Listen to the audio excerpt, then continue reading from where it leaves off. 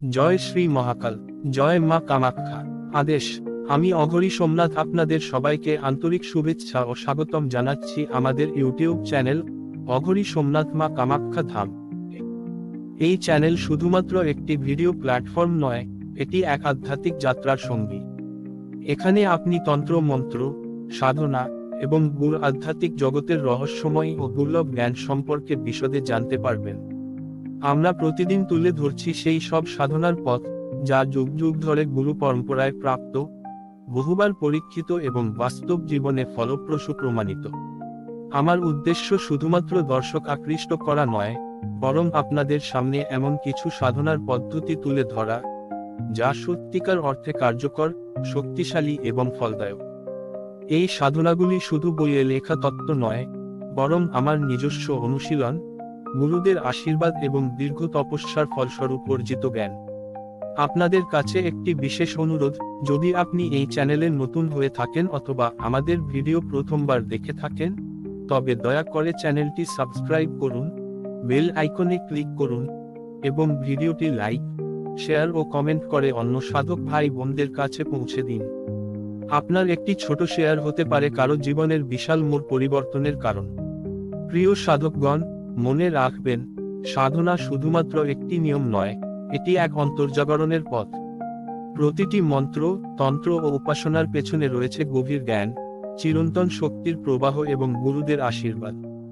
এই চ্যানেলে যা কিছু আমি আপনাদের সঙ্গে ভাগ করে নিচ্ছি, তা আমার নিজের জীবনঘনিষ্ঠ অভিজ্ঞতা, বাস্তব সিদ্ধি এবং গুরুগৃহের নির্দেশনা দ্বারা অনুপ্রাণিত।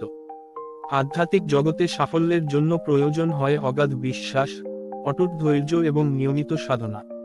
সত্যিকারের সফলতা পেতে হলে আত্মবিশ্বাস রাখুন, নিরন্তর অনুশীলনে থাকুন এবং নিজের অন্তরে জাগিয়ে তুলুন এক অদম্য সাধকের তীব্র আকাঙ্ক্ষা। এই চ্যানেল আপনার গন্তব্য নয়, বরং একটি নতুন আধ্যাত্মিক অভিযাত্রার সূচনা। আজকের আলোচ্য বিষয় হল শারদীয়া নবরাত্রির অষ্টমী তিথি ও মা মহাগৌরীর সাধনার বিষয় নিয়ে। শারদীয়া নবরাত্রি হিন্দু ধর্মে এক বিশেষ আধ্যাত্মিক উৎসব। দেবী দুর্গার 9টি রূপ বা নবদুর্গার পূজা এই 9 দিনে সম্পন্ন হয়। এর মধ্যে অষ্টমী তিথি, অর্থাৎ অষ্টম দিনে পূজিত হন মা মহাগৌরী। তিনি শ্বেতবর্ণা, শুভ্র জ্যোতিময়ী, করুণাময়ী এবং সিদ্ধিদাত্রী রূপে ভক্তদের মাঝে বিরাজ করেন। মহাগৌরী দেবীর আরাধনা বিশেষভাবে মুক্তি, শান্তি, পবিত্রতা এবং সংসার জীবনের দুঃখ দুর্দশা থেকে মুক্তি দেয় বলে বিশ্বাস করা হয়। উৎপত্তি কাহিনী। পুরাণ মতে মা মহাগৌরী ছিলেন পার্বতী দেবীর রূপ। শিবকে স্বামী হিসেবে লাভের জন্য তিনি হিমালয়ে কঠিন তপস্যা করেছিলেন। বহু সহস্রাব্দ ধরে কেবল পাতার আহার ও পরবর্তীতে নিরাহারে কঠোর তপস্যার ফলে তার দেহ কৃষ্ণবর্ণ ধারণ করে। তার এই অবস্থায় ভগবান মহাদেব আবির্ভূত হয়ে গঙ্গাজলে স্নান করান। স্নানের ফলে দেবীর দেহ শ্বেতবর্ণ ধারণ করে, জ্যোতির্ময় হয়ে ওঠেন। তখনই তিনি পরিচিত হন মহাগৌরী নামে। সৃষ্টি কার্য, দেবীর ভূমিকা। মা মহাগৌরীর ভূমিকা মূলত 4টি ক্ষেত্রে পরিলক্ষিত হয়। 1.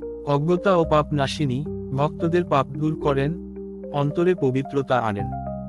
2. শুভ ও কল্যাণদাত্রী, সংসার জীবনে শান্তি, সৌভাগ্য ও সুখ প্রদান করেন। 3. বাধা ও দুঃখ নাশিনী, দারিদ্র, রোগ, বৈবাহিক সমস্যা দূর করেন। 4. মোক্ষদাত্রী, মুক্তি ও আধ্যাত্মিক সিদ্ধি দান করেন। মাহাত্ম্য ও ফলাফল। মহাগৌরী দেবীর পূজায় দারিদ্র দূর হয়, অর্থসিদ্ধি হয়, সংসারে শান্তি ও সৌভাগ্য আসে, বিবাহে বিলম্ব হলে তা দূর হয়, ভক্ত আধ্যাত্মিক শক্তি ও ধ্যানের সিদ্ধি অর্জন করেন, মানসিক অস্থিরতা ও দুশ্চিন্তা দূর হয়, সন্তান লাভে সহায়ক। দেবীর রূপ বর্ণনা। শাস্ত্রে বলা হয়েছে, মহাগৌরী দেবী শ্বেতবস্ত্র পরিহিতা, শুভ্রবর্ণা, চারভুজা এবং বলদ, উর্বরতা ও শক্তির প্রতীক বাহন। 2 হাতে ত্রিশূল ও দমরূপ, অন্য 2 হাতে বরাভয় ও অভয় মুদ্রা। দেবীর রূপ শ্বেতচন্দ্রের মতো উজ্জ্বল। স্তোত্র, ধ্যান মন্ত্র। বন্দে বামাঙ্কারুরাং ত্রিনিউগলবৃতাং স্ফটিক প্রভম, চন্দ্রোপমা বালার্ক প্রতিম্নয়নাম রক্তকম্বলবৃতাম। অষ্টমী স্তব। ইয়া দেবী সর্বভূতেষু মা মহাগৌরী রূপেণ প্রতিষ্ঠান। নমস্তস্যৈ নমস্তস্যৈ নমস্তস্যৈ নমো নমঃ। কবচ। ও হ্রিং মহাগৌর্যৈ নমঃ। মম শির রক্ষতু মহাগৌরী। ললাটে রক্ষতু শ্বেতবর্ণা। নেত্রে রক্ষতু শশীধরা। কর্ণজ রক্ষতু কল্যাণদা। হৃদি রক্ষতু শান্তিদাত্রী, নাভৌ রক্ষতু সিদ্ধিদা, পদৌ রক্ষতু বলদবাহিনী, সর্বাঙ্গে রক্ষতু মহাগৌরী। মূল মন্ত্র: ও দেবী মহাগৌর্যই নমঃ। ধ্যান মন্ত্র: স্ফটিকপ্রভাম স্বচ্ছবর্ণা চতুর্ভুজা মহাগৌরী, ত্রিশূল দম্র ধারণা বরদা অভয়দা নমঃ। পূজার নিয়ম ও বিধি বিধান: 1. ভোরে স্নান করে পরিষ্কার বস্ত্র পরিধান করতে হবে। 2. পূজা মণ্ডপে শ্বেতবস্ত্রে মা মহাগৌরীর ছবি বা প্রতিমা স্থাপন করতে হবে। 3. পূজা উপকরণ সাজিয়ে নিতে হবে: ধূপ, প্রদীপ, ফুল, বিশেষত সাদা ফুল, নৈবেদ্য, দুধ, নারকেল, মিষ্টি, সিঁদুর, চাল, গঙ্গাজল। 4. দেবীর মূল মন্ত্র 108 বার জপ করতে হবে। 5. দেবীর স্তব, কবচ ও ধ্যান মন্ত্র পাঠ করতে হবে। 6. শেষে আরতি ও প্রণাম দিয়ে পূজা সম্পন্ন করতে হবে।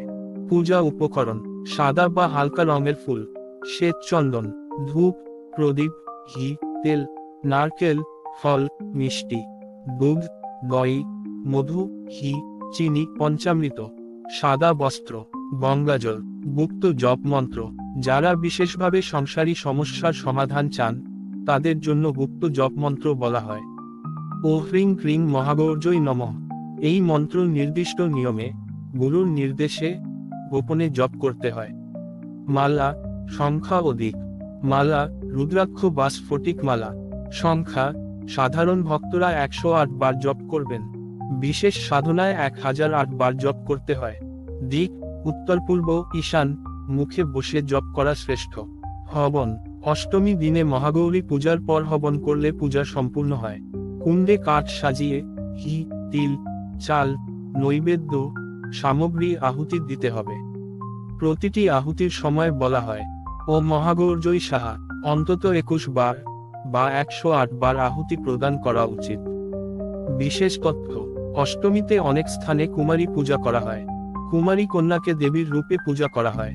মহাগৌরী পূজা করলে অশুভ শক্তি দূর হয়, সংসারে শান্তি আসে। যারা দীর্ঘদিন ধরে বৈবাহিক সমস্যা ভোগ করছেন তাদের জন্য এই পূজা অতি ফলদায়ক। যোগ সাধনায় মহাগৌরী উপাসনা আধ্যাত্মিক শক্তি বৃদ্ধি করে, সহস্রার চক্র জাগরণে সহায়তা করে। শারদীয়া নবরাত্রির অষ্টমী তিথিতে মা মহাগৌরী পূজা ভক্তের জীবনে শান্তি, কল্যাণ ও আধ্যাত্মিক উন্নতি বয়ে আনে। তিনি শ্বেতশুভ্র দেবী, কল্যাণময়ী, সংসারী ভক্তের দুঃখ দারিদ্র দূর করে সুখ শান্তি দেন এবং সাধকের আধ্যাত্মিক মুক্তি দান করেন। জয় মা মহাগৌরী, জয় মা দুর্গা। সঠিক দীক্ষা, সাধনা সামগ্রী ও গ্রহদোষ নিবারণের জন্য যোগাযোগ করুন। মা কামাখ্যা ধাম, গুরুদেব সোমনাথ অঘরী। হোয়াটসঅ্যাপ কলিং 9233311807, সকাল 10টা থেকে বিকেল 5টা। জয় মা কামাখ্যা। আদেশ: